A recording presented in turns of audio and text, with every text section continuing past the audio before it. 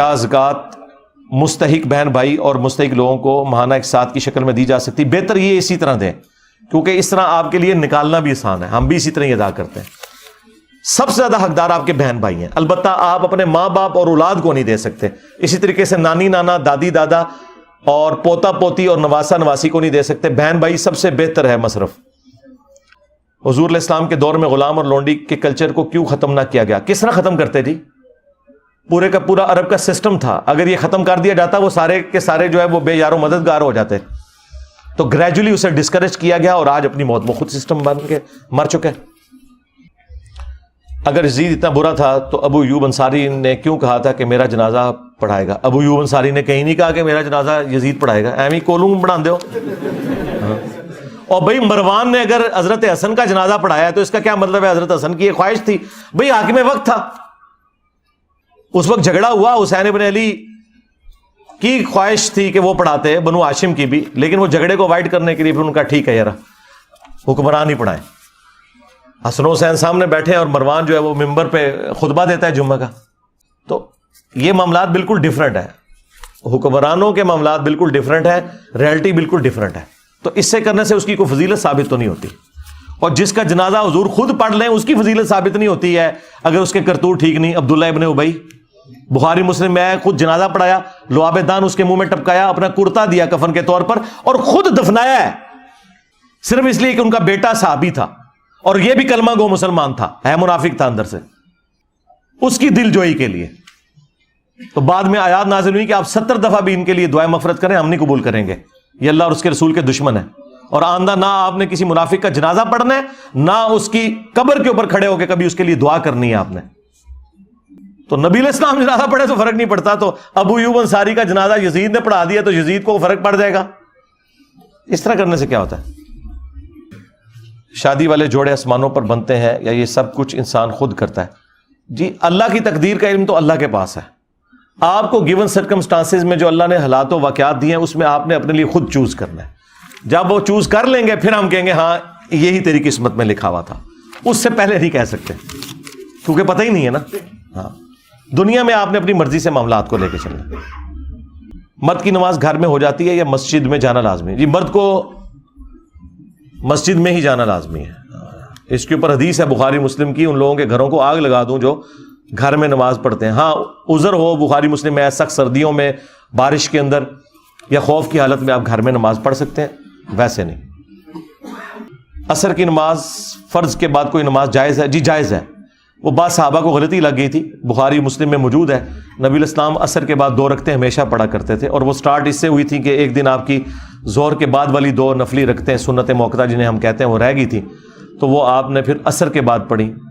اور ام سلمہ کہتی ہیں نبی علیہ السلام جب کوئی نیکی کا کام شروع کرتے تھے پھر استقامت کرتے تھے، پھر آپ پوری زندگی عصر کے بعد 2 رکعتیں پڑھتے رہے۔ عصر کے بعد بھی پڑھ سکتے ہیں، فجر کے بعد بھی پڑھ سکتے ہیں۔ کیا فرض نماز کے علاوہ اقامت تکبیر کہہ سکتے ہیں؟ فرض نماز کے علاوہ ثابت نہیں ہے۔ ہاں آپ اکیلے پڑھ رہے ہیں فرض نماز تو آپ کہیں، سنن نسائی میں حدیث ہے تیرے رب کو اس گڈریے پہ بڑا پیار آتا ہے جو اکیلا پہاڑ کی چوٹی پر اذان اور تکبیر کہہ کے نماز کو قائم کرتا ہے۔ اکیلے بھی آپ جماعت کروا سکتے ہیں اگر آپ کے ساتھ کوئی نہیں ہے، بالکل جس طرح امام نماز پڑھتا ہے اس طرح آپ نماز پڑھیں، آپ کو جماعت کا ثواب مل جائے گا۔ حدیث قرطاس اور نبی علیہ السلام کو جو دوائی پلانے سے منع کیا گیا تھا، غدیر خون کی حدیث، ان سب سے کیا ثابت ہوتا ہے؟ ان سب سے جو ثابت ہوتا ہے، میری ویڈیو دیکھ لیں رسول اللہ کا قاتل کون صلی اللہ علیہ وآلہ وسلم۔ اسلام میں لونڈیوں کے بارے میں کانسیپٹ کیا؟ او یار لونڈیاں تو جان چھڑا لو، ٹھیک ہے، تواڈے ویاہ نہیں پہ ہوندے تے سوال منوں لکھ کے بھیج دیو، اوروں کی فکر کریں اور طارق جمیل صاحب سے بکنگ کروا لیں۔ مقدر، قسمت اور تقدیر میں کیا فرق ہے؟ یہ ایک ہی چیز ہے جس کو آپ نے مختلف نام دیے۔ یہ کیسے بدل سکتی ہے؟ تقدیر دعا سے اس حوالے سے بدل سکتی ہے کہ آپ کو توفیق مل جائے دعا مانگنے کی، اور اگر آپ کی تقدیر میں یہ لکھا ہے کہ آپ نے دعا نہیں مانگنی تو آپ کی تقدیر بھی نہیں بدلنی۔ بخاری مسلم میں حدیث ہے کہ جو شخص یہ چاہتا ہے اس کا رزق کشادہ کر دیا جائے اور اس کی عمر دراز ہو تو وہ اپنے رشتہ داروں کے ساتھ حسن سلوک کرے، یعنی کہ مال پانی لگائے ان پہ، زبانی کلامی نہیں۔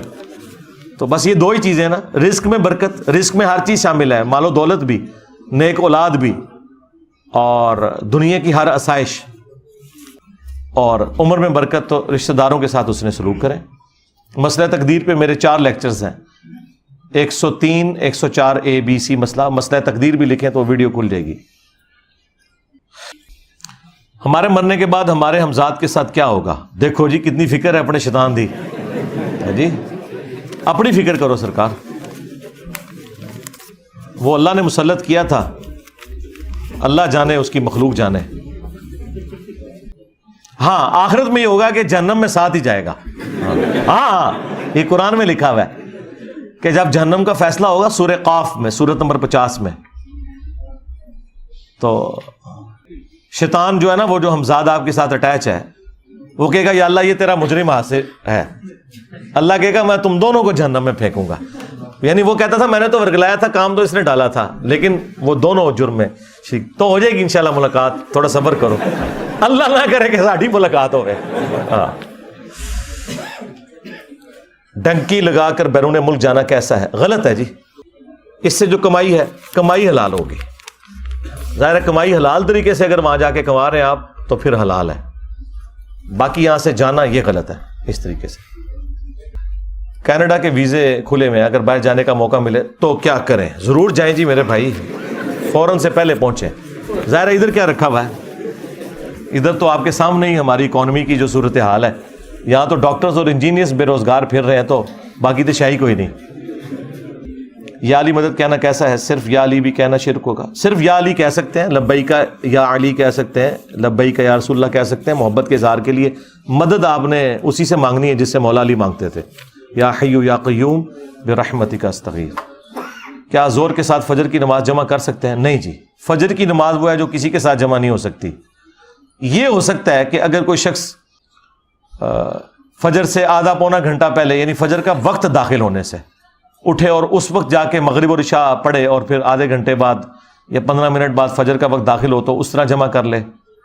وہ کہتے ہیں نا عشاء کے وضو سے فجر, تو مجھے لگتا ہے کہ یہ فجر کے وقت ہی اٹھ کے عشاء پڑھتے تھے, تو ہم تو اس سے بڑے بزرگ بن سکتے ہیں. آپ مغرب کے وضو سے بھی آپ فجر پڑھ سکتے ہیں نمازوں کو جمع کر کے. تو اس طرح کا معاملہ ہو سکتا ہے, ویسے نہیں جمع ہوگی. کیا حجر اسود میں کوئی چہرہ ہے؟ نہیں جی, کوئی چہرہ نہیں ہے, ایویں لوگ اپنی طرف سے بناتے ہیں. کیا کسی مریض جو تکلیف میں ہو اس کے لیے دعا کر سکتے ہیں کہ اللہ اس کو دنیا سے پردہ دے دے؟ اس طرح نہ آپ کریں, یوں کریں کہ اگر کوئی خیر باقی نہیں ہے تو اللہ تعالیٰ اسے کے ساتھ عافیت والا معاملہ فرمائے, اس طرح کر کے. اسلام کے بارے میں عجیب عجیب خیال آتے ہیں, کبھی کسی کو نہیں بتایا, کیا یہ بھی شرک ہے؟ بخاری مسلم میں حدیث ہے کہ میری امت سے اللہ نے دل کے خیالات معاف کر دیے جب تک کہ اپنی زبان سے اظہار نہ کر لیں یا اس کے مطابق عمل نہ کر لیں. اور مسلم شریف میں حدیث ہے, ایک صحابی نے کہا یا رسول اللہ ایسے ایسے خیالات آتے ہیں کہ ہم جل کر کوئلہ ہو جانا پسند کرتے ہیں لیکن اپنی زبان پر نہیں لانا چاہتے. تو آپ نے فرمایا یہ ایمان کی علامت ہے, کیونکہ دل کے اوپر تو کنٹرول نہیں ہے نا کسی کا. خیالات کا آنا یہ نیچرل ہے, یہ کوئی ایسی بات نہیں. صحیح بخاری میں تعلیقاً امام بخاری لے کے آئے کہ حضرت عمر کہتے ہیں کہ بعض اوقات میں اپنے جنگ کا پلان بھی نماز میں کر رہا ہوتا ہوں. ظاہر ہے جس نے پوری دنیا کے ساتھ اس طریقے سے جنگیں کھولی ہوئی ہو تو وہ نماز بھی جب پڑھے گا تو کس حد تک اپنے آپ کو اس فریم آف ریفرنس سے آزاد کر سکتا ہے. باقی شیطانی وسوسے اور ان کا علاج میری ویڈیو آپ دیکھ لیں. اسلام کے مطابق ایک گلی میں کتنی مسجدیں ہونی چاہیے؟ ایک بھی نہیں ہونی چاہیے. ایک گلی میں, ایک محلے میں ایک مسجد ہونی چاہیے. دیوبندی حضرات سید مودودی رحمہ اللہ کی کتاب خلافت و ملوکیت کے اتنے خلاف کیوں ہیں؟ یار آپ تو مودودی صاحب ان کو بھول گئے ہیں جب سے میں سامنے میدان عمل میں اترا ہوں. وہ کتاب تو چند لوگوں تک پہنچی تھی, یہاں پہ تو بھائی ہماری بات تو اوپر سے لے کے نیچے تک اور اندر سے لے کر باہر تک ہر بندے تک پہنچ چکی ہوئی ہے. تو یہ پرانی باتیں ہیں, بس بکس ہے اور کوئی نہیں ہے. آپ کے نزدیک کس امام کی کتابیں اور قرآن کا ترجمہ, بھائی کسی کا بھی پڑھیں, ہم کسی کے اوپر کوئی قدغن نہیں لگاتے, سب کے ترجمے ٹھیک ہے. تھوڑی بہت جو اختلاف والا معاملہ آتا ہے الفاظ کے چناؤ کا ہے, مفہوم سب کا ایک جیسا ہی ہوتا ہے, جس کا مرضی پڑھیں. ہاں مجھے پرسنلی مودودی صاحب کا جو قرآن کا ترجمہ ہے وہ عربی لنگوسٹک کو اردو زبان میں اسی سوز و گداز کے ساتھ اگر کسی نے ٹرانسفر کیا ہے تو مودودی صاحب ہے, اس میں کوئی شک نہیں ہے.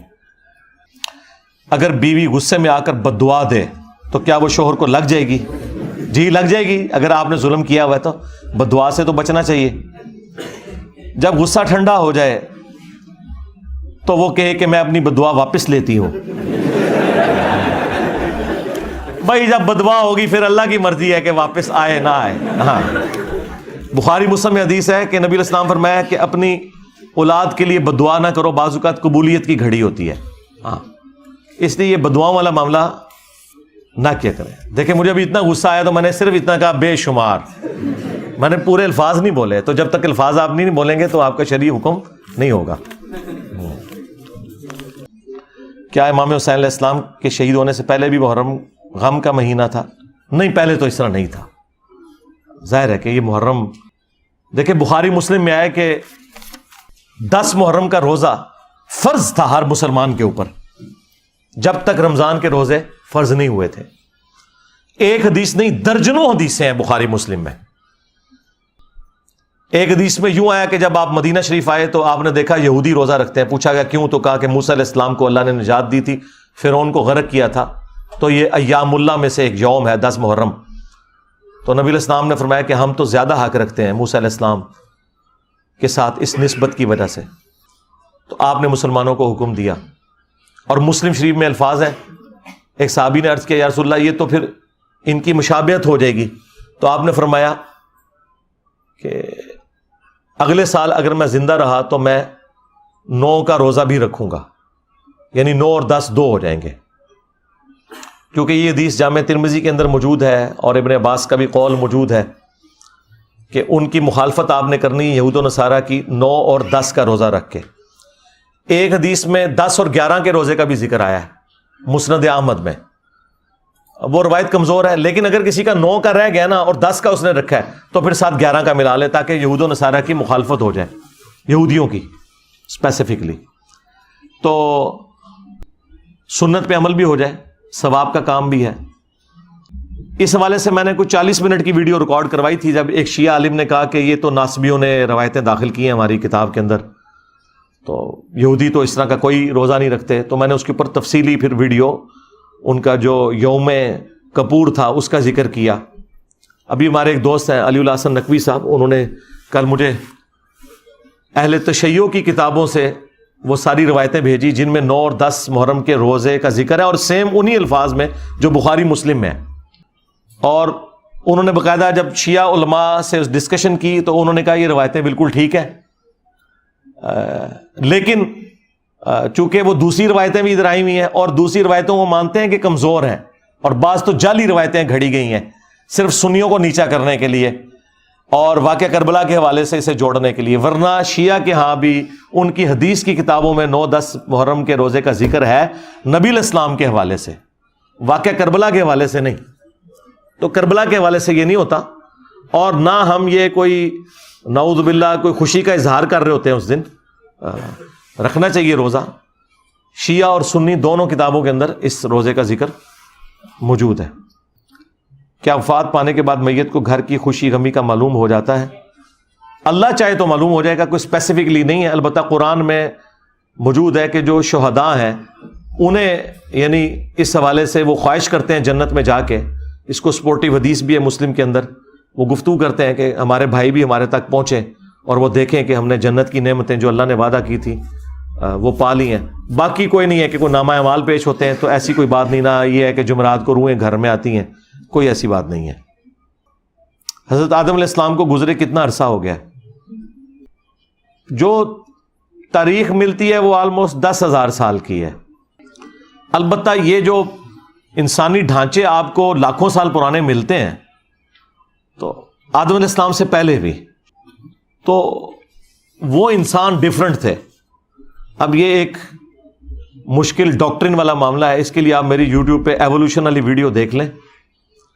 آدم علیہ السلام وہ پہلے انسان ہیں جنہیں اللہ نے چن لیا ہے باقیوں میں سے, اور مخلوقات تو اس سے پہلے بھی یہ بات ہے, قرآن میں بھی موجود ہے کہ جن تو اس پلانٹ ارتھ پہ انسانوں سے پہلے آباد تھے. تو اس قسم کی جو چیزیں ملتی ہیں تو دونوں طرف غلو ہو رہا ہے. ایک طرف ایوولوشن والے دوسری ایکسٹریم پہ جاتے ہیں, دوسرے یہاں پہ لوگ انکار کرتے ہیں. بھئی انکار تو ممکن نہیں ہے, آج کاربن ڈیٹنگ کے ذریعے بالکل چیزیں اسٹیبلش ہیں کہ لاکھوں سال پرانے ڈھانچے زمین کے اوپر موجود ہیں. اگر والدین اپنے کسی ایک بیٹے یا بیٹی سے ناراض ہو جائیں اور اس سے قطع تعلق کر لیں تو کیا اس صورت میں دوسرے بہن بھائی بھی اس سے تعلق توڑ لیں؟ نہیں جی، یہ کام نہ کریں. ماں باپ کا اپنا ایک مزاج ہوتا ہے، انہوں نے کیا تو آپ تو بہن بھائی والا رشتہ نہ توڑیں. ماں باپ کو بھی یہ حرکت نہیں کرنی چاہیے، قطع تعلقی والا معاملہ نہ کریں. اکثر بیویوں کی وجہ سے ہی ماں باپ ناراض ہوئے ہوتے ہیں، اور انہی ماں باپ سے آپ پوچھیں کہ آپ کی بیٹی کا شوہر کیسا ہونا چاہیے، تو وہ جو خوبیاں بتائیں گے نا، اس کی آدھی خوبیاں بھی وہ اپنے بیٹے کو دینے کے لیے تیار نہیں ہوتے اپنے بہو کے معاملے میں. تسبیح کرتے ہوئے، نماز پڑھتے ہوئے کثرت کے ساتھ جمائیاں آئیں، اور جیسے ہی ذکر سے فارغ ہوں تو جمائیاں رک جائیں، تو اس کا کیا مطلب ہے؟ شیطان چڑھے اور کیا مطلب ہے؟ کیونکہ چھینک جو ہے وہ اللہ کی طرف سے ہے اور جمائی جو ہے وہ شیطان کی طرف سے ہے.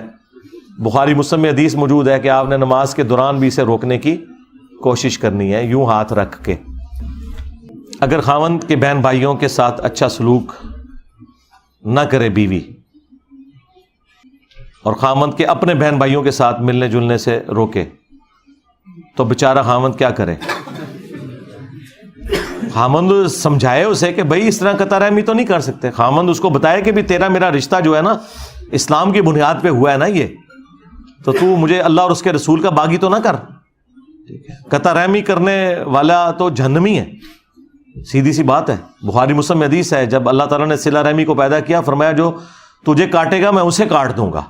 یہ رحمی رشتے، رحم یعنی یوٹرس کے ساتھ، یعنی ایک ہی ماں سے پیدا ہوئی اولاد، اس لیے رحمی رشتے کہا جاتا ہے انہیں. توبہ توبہ، کوئی اجازت نہیں ہے قطع رحمی کرنے کی. مرد کے لیے چاندی کا حکم اور مقدار کیا ہے؟ چاندی 4.5 ماشے سے کم انگوٹھی ہونی چاہیے، اور اس میں نگ بھی استعمال کر سکتے ہیں، حلال ہے. بس صرف چاندی حلال ہے اور کوئی دھات نہیں. کیا کھانے کے ہر لقمے پر بسم اللہ پڑھیں؟ یہ پہلی مرتبہ پڑھ لیں کافی ہے. ہر دفعہ پڑھنا ہے تو پڑھیں، آپ کو ہم کیوں روکیں؟ ایک دفعہ پڑھ لینا کافی ہے، اور بیچ میں یاد آئے تو بسم اللہ ہی اولہ و آخرہ پڑھ لیں.